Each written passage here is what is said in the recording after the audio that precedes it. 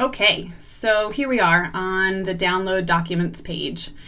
Chances are, if you have found yourself here, it's because you've exhausted some other options on previous pages.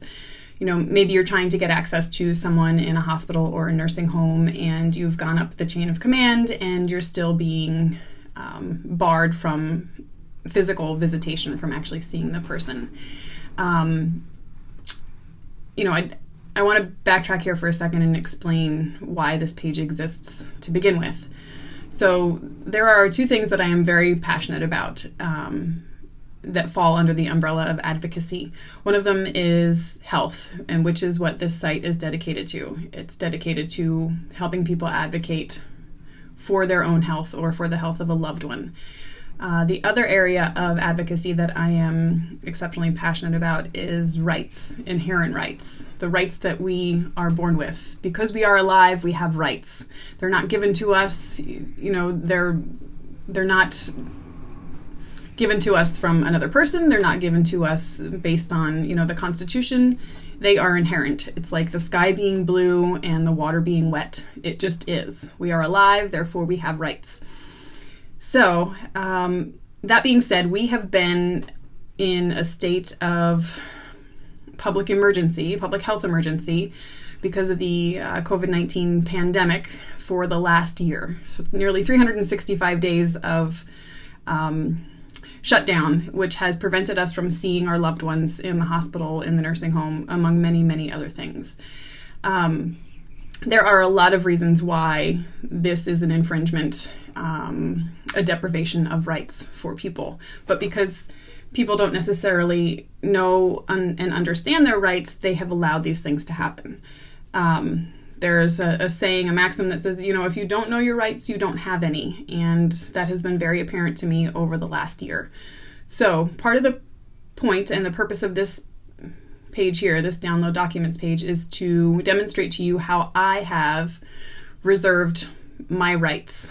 I have changed the names to protect the innocent and the guilty. But essentially, these are my own examples of things that have worked for me in order to gain access to someone in the hospital.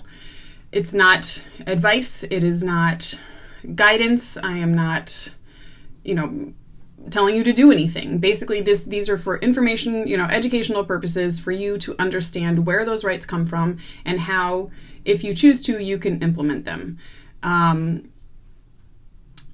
There's a lot to be said about reserving your rights, but first you have to understand what your rights are. So if you're going to, in any way, shape, or form, use the ideas in these papers, you need to understand what your rights are and where they come from.